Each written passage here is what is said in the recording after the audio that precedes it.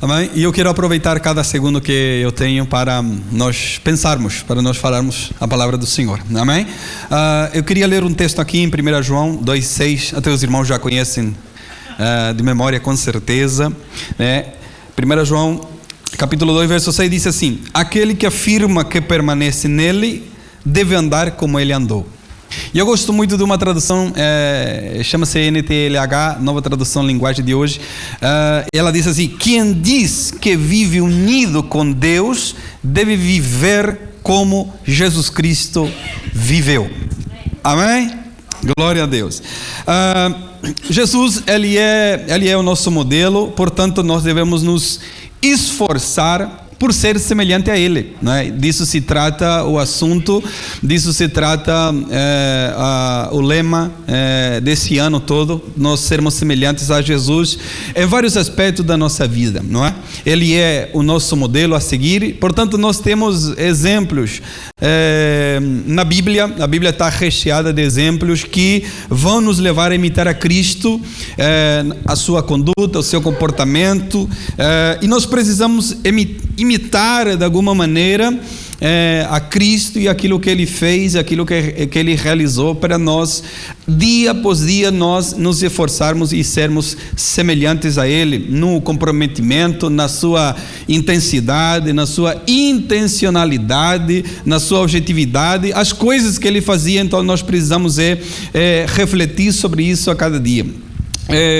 Temos essa responsabilidade, né? Muitos cristãos só querem as bênçãos, mas não querem a responsabilidade que traz, que carrega o ser cristão, né? O refletir Cristo onde nós andamos, seja escola, seja faculdade, seja trabalho, onde que nós queira que andamos, precisamos refletir Cristo na nossa vida. Amém?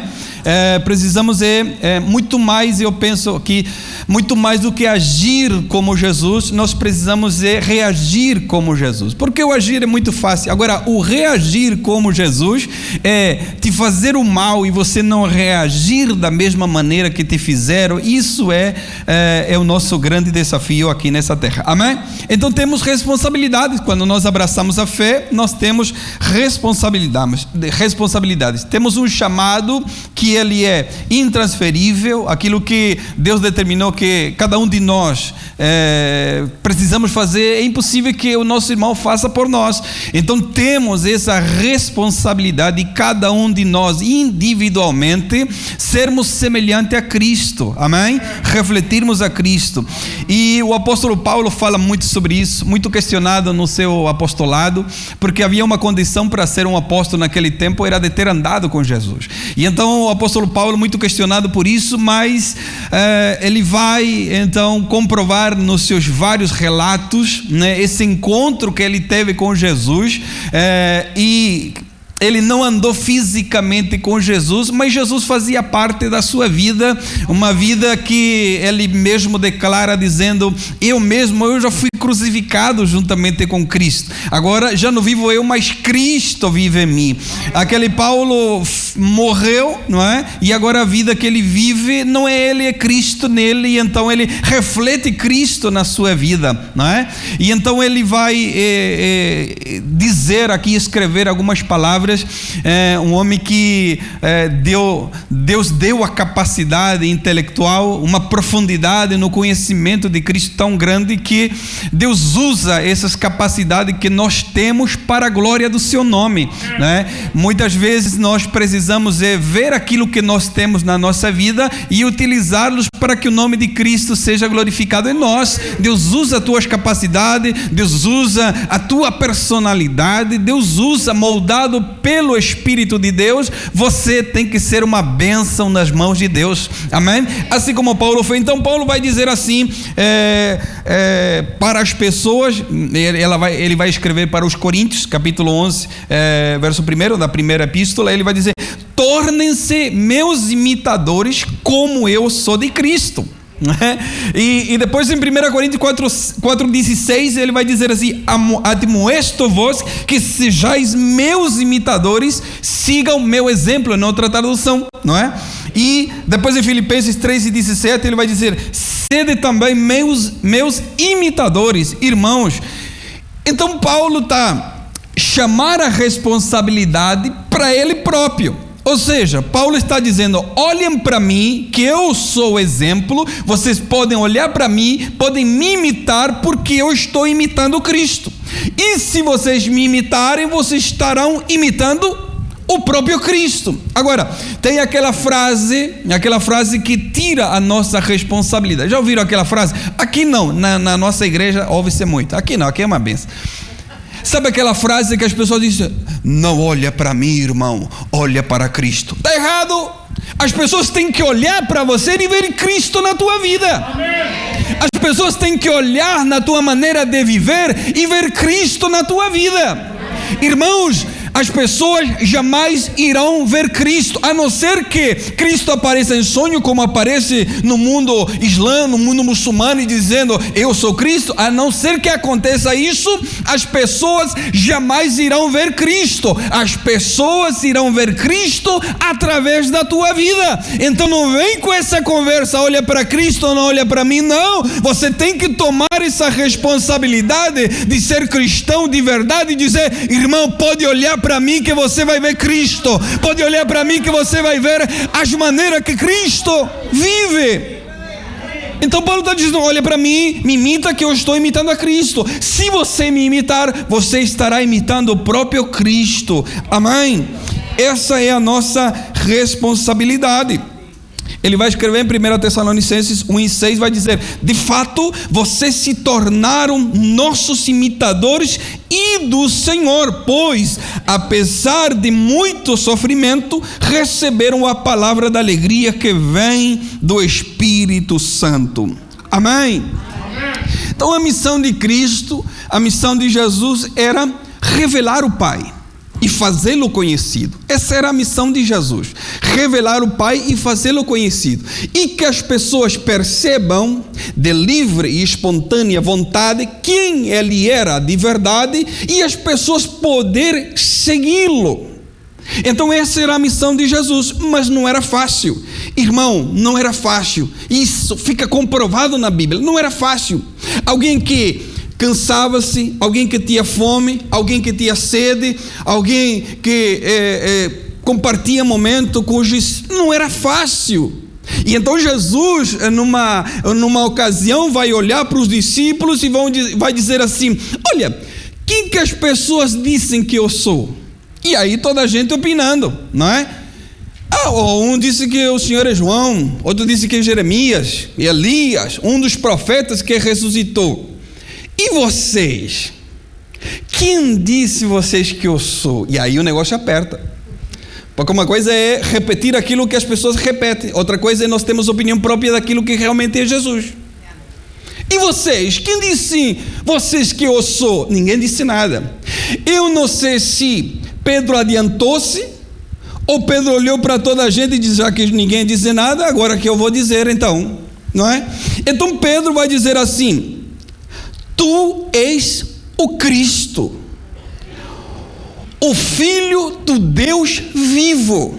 Irmão, não era fácil olhar para alguém de 30 e tal anos dizer que é o Filho de Deus. Não era fácil olhar para uma pessoa nessas características e dizer que ele é o Cristo do Senhor. Não era fácil. Então Pedro vai dizer: tu és o Cristo, o Filho do Deus vivo. E essas palavras saem da boca de um homem que fala muitas vezes sem pensar, que age sem medir as consequências, mas com uma coragem extraordinária. Por isso que eu disse que Deus usa as tuas capacidades, Deus usa a tua personalidade para a glória do seu nome. Irmão, tem que ter muita coragem para sair de um barco e começar a andar sobre as águas. Aleluia. Tem que ter muita coragem para tirar uma espada e cortar a cabeça do soldado. Porque você acha que ele quis cortar a orelha? Ele é ruim de mira, ele queria cortar a cabeça. Ainda bem que o soldado teve reflexo, pum, cortou a orelha, não é? Então Pedro vai dizer isso, não é? Pedro vai olhar para aquela pessoa que está na sua frente, 30 e poucos anos, e vai dizer: tu és o Cristo. Ou seja, Pedro está dizendo: tu és desde o princípio. Isaías disse: antes que houvesse dia, ele já era. Então Pedro está olhando para essa pessoa e está dizendo: tu és antes que o nosso pai Abraão. Antes que o relógio começasse a contar o primeiro segundo, o Senhor já era. A Bíblia diz que Ele é de eternidade a eternidade. Ele é Deus. Então Pedro está dizendo: tu és o Cristo. Então Jesus vai olhar para ele e vai dizer: bem-aventurado és tu, Simão, filho de Jonas, porque isso aqui não te revelou Facebook, isso aqui não te revelou YouTube, isso aqui não te revelou carne nem sangue, mas meu Pai que está no céu. A verdadeira revelação plena de Jesus na nossa vida vem da parte de Deus. E João escreve, João capítulo 3, verso 27, diz: o homem não pode receber coisa alguma se não lhe for dada dos céus. Então eu queria destacar aqui algumas características, rapidamente, da maneira de Jesus fazer missões e partilhar a mensagem. Partilhar a mensagem, aqui nós precisamos entender, porque Ele é a própria mensagem de Deus. Ele é a palavra, Ele é o Logos, não é? Ele é a palavra viva de Deus. João escreve dizendo: Ele é o verbo que se fez carne e agora está habitando entre nós, não é? Então Ele é a palavra viva de Deus, a mensagem de Deus andando entre os homens. A própria vida dele é a mensagem de Deus. Então eu queria destacar aqui algumas coisas, ainda que limitado no corpo humano, porém Ele é eterno, sabe de tudo, pode tudo, não é? Mas limitado nesse corpo humano que Ele está agora. Mas queria aqui destacar algumas coisas interessantes que eu achei, porque eu não gosto da palavra descobrir. Descobrir é muito demais, né, para nós. Percebemos, né, algumas coisas que eu percebi aqui, que Jesus fazia. Primeira coisa que eu quero destacar aqui que Jesus fazia: Ele era intencional. Ele era intencional, irmão. Aqui não há acasos, aqui não há, olha, deu errado aqui, então a gente faz dessa maneira. Não, com Jesus não acontece isso. Então Jesus era intencional. Ele foi intencional com os discípulos. Ele foi intencional, por exemplo, com um homem chamado Zaqueu, né? Já, com certeza leram lá Lucas 19. Jesus vai indo, né? Parece que aquele homem que não consegue enxergar Jesus, a Bíblia diz que ele vai subir em cima de uma árvore. Mas Jesus foi intencional com ele. E quando eu fiquei pensando naquela passagem, a ordem está invertida. Já perceberam que a ordem está invertida? O pecador está em cima e Jesus embaixo, não é? A ordem aqui está invertida. É a primeira vez, é a única vez na Bíblia que o pecador está por cima de Jesus. E então Jesus olha para ele: não, está errada a ordem, desce dessa árvore. Quando você descer dessa árvore, eu vou entrar na tua casa, porque hoje mesmo chegou salvação na tua casa. Isso é ser intencional. Jesus sempre, na sua maneira de viver, na sua maneira de estar, na sua maneira de tratar com as pessoas, ali não há casualidade, ali há intencionalidade. Jesus foi intencional. Quando a Bíblia disse em João 4, diz assim: ele era necessário. Aí disse, ele era casualidade passar por Samaria. Não, ele era necessário. Há uma necessidade intencional de Jesus de passar por essa cidade. Por quê? Porque ali estaria uma mulher que ela não faz nem a mínima ideia do que vai acontecer, mas Jesus, como era intencional, sabe que ali vai estar uma mulher e vai revelar o mistério de Deus, que é Jesus, na vida daquela mulher. Bastou-lhe 10 minutos de conversa para aquela mulher sair correndo e anunciar a mensagem de Jesus para toda aquela cidade. Amém? Amém? Sejamos intencionais. Amém? Muitas vezes nós pensamos que é casualidade. Não há casualidade em nada. Seja intencional. Amém? Nas várias oportunidades que Deus te colocar, seja intencional e deixa Deus te usar. Amém? Segunda coisa, segundo ponto que eu vejo em Jesus, ele via em tudo uma oportunidade. Tudo ele via que era uma oportunidade. Aqui nós temos uma oportunidade. Aqui nós temos uma oportunidade. Tudo era uma oportunidade na vida de Jesus. Por exemplo, vocês lembram, não é? Que mandaram Jesus avisar: olha, teu amigo, o qual você ama, olha, ele está doente, não é? Daqui a pouco avisam que ele estava doente demais, Lázaro. A gente deixa tudo e vai correndo. A gente deixa tudo e vai. Não é assim que a gente faz com os amigos. Deixamos o que estamos fazendo para ir lá até com ele. Jesus olha para os discípulos e diz: olha, tá bom, a notícia não é muito boa, mas eu vou ficar aqui mais 2 dias. E os discípulos ficaram escandalizados. Como é que ele vai ficar? Ele não amava nada, você viu? Ele era só de palavras. Nada, irmão. Em tudo Jesus via uma oportunidade.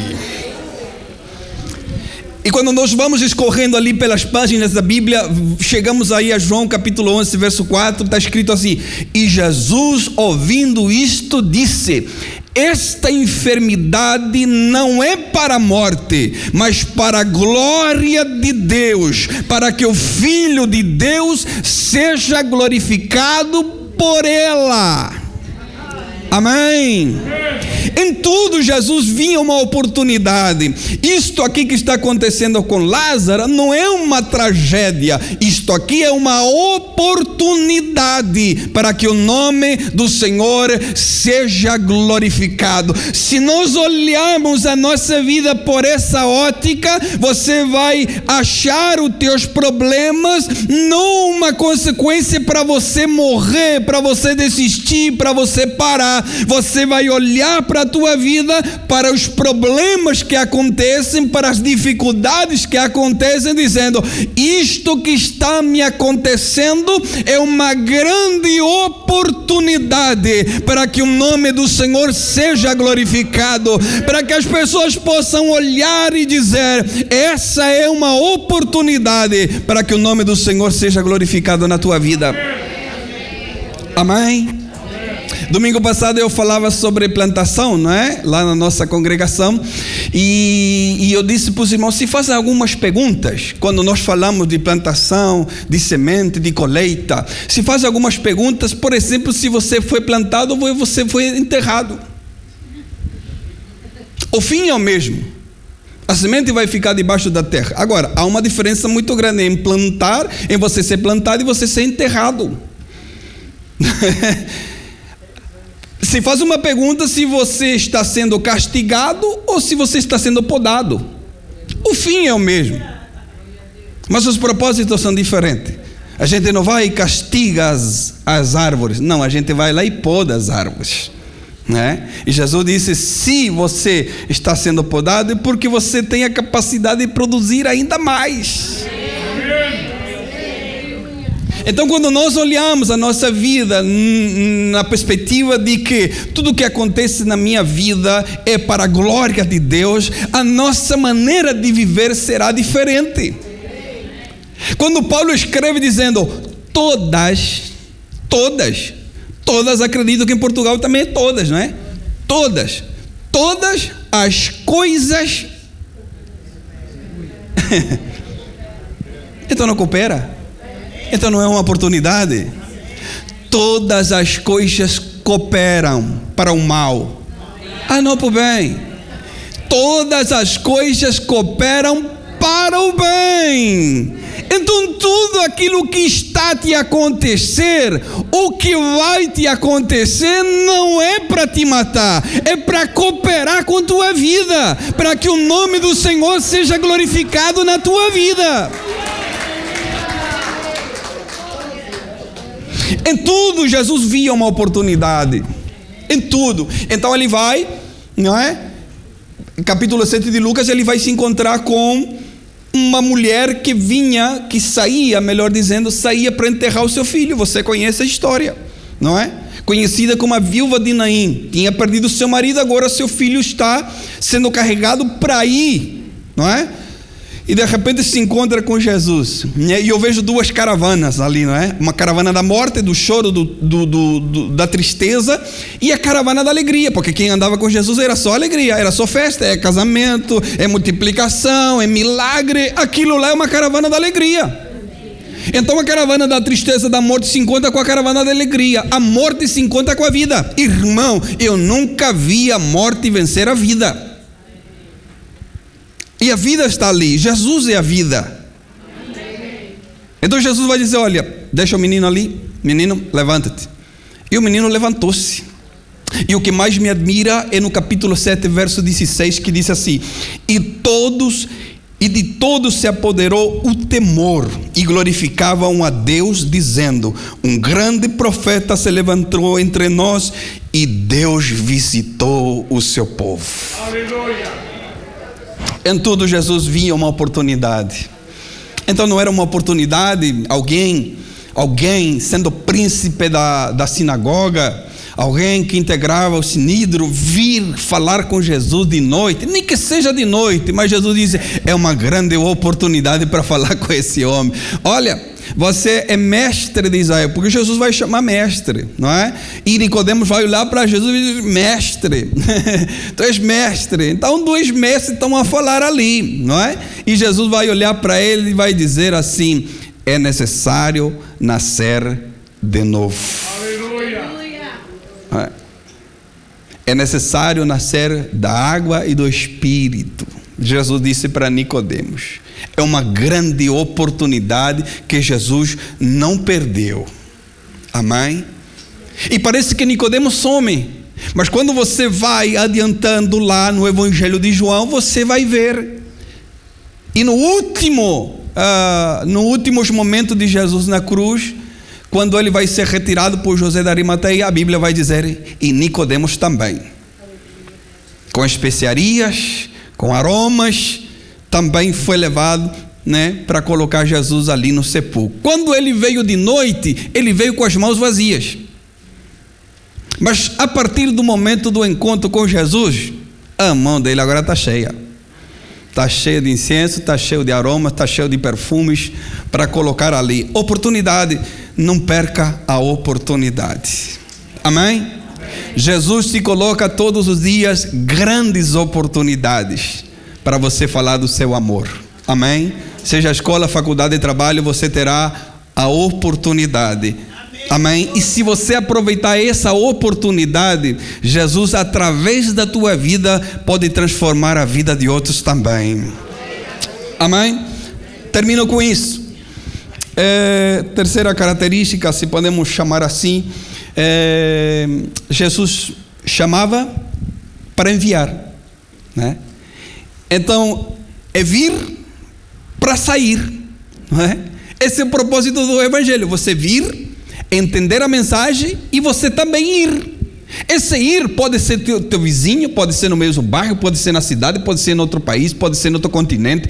Isso é Deus que determina para cada um de nós, mas o importante é vir até Ele, entender a mensagem e eu também ir para outras pessoas. Amém? Então Jesus vai chamar as pessoas a vir para entender a mensagem. Irmão, quando é que eu estou pronto, pastor? A grande pergunta, né? Entendeu a mensagem? Entendi. Está pronto, vai. Está pronto, vai. Começa a falar de Jesus para outras pessoas, porque você está pronto. Amém? E Jesus vai andar pelos caminhos, né? Andar. E vai começar a chamar as pessoas. Já viram como Jesus chama as pessoas? Venha, meu filho, que eu vou te dar muita coisa. Me segue que você vai ser uma bênção. Já viram Jesus fazer isso? Não. Quando Jesus olha para a pessoa e diz: ó, me segue. Me segue. E as pessoas deixavam o que estavam fazendo e seguiam. Só que esse me segue de Jesus não vem atrelado a uma promessa. Não vem atrelado a uma bênção. Não, me segue. Me segue. E as pessoas o seguiam. Por quê? Porque a maior promessa é esta. Guarde no seu coração. Abre os 3 ouvidos que você tem. Olha, guarde isso. A maior promessa que você tem é esta: eu estou convosco todos os dias da vossa vida, até o final desse século. A maior promessa, Ele está conosco hoje e estará sempre. Me segue. E as pessoas seguiam. Termino com isso. 13 vezes. 13. Jesus vai dizer: segue-me, segue-me, segue-me, segue-me, segue. 13 vezes. A 13ª foi um jovem atrelado, apegado a muita coisa, e foi-se embora triste.